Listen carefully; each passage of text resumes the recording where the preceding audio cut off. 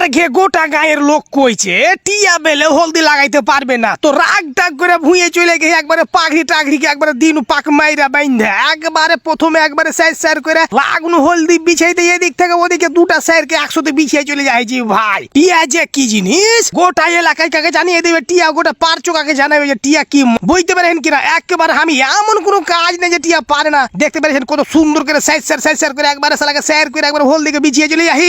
গোটা 2-3 বিঘা ভুঁইকে আমি বাড়তে গিয়ে চলে এসেছি, হার উপরে ছেড়ে দে, হার ঘাড়ে ছেড়ে দে, আমি একবার ঘাচ ঘাচিয়ে ফেলে দেবো। গোটা হলদির দায়িত্ব আমি লেলে আর একবার দেখতে পেলেন কোদলে খাচ খাচ খাচ খাচ করে একবার কি আর করে চলে আসি।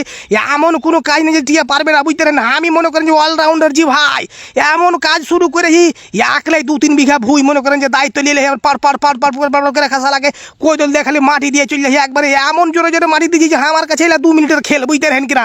তো দুনিয়াতে টিকা থাকতে হইলে যে ভাই সব রকমের কাজ করে খাইতে হবে। মাটি তোলা থেকে শুরু করে কোদল কোপা থেকে শুরু করে ধান লাগা থেকে শুরু করে ধান নিড়া পর্যন্ত করতে হবে। মানে এমন কোনো কাজ নেই যে কাজকে ছোট করে দেখার কোনো বিষয় না, বুঝতে পারেন কিনা?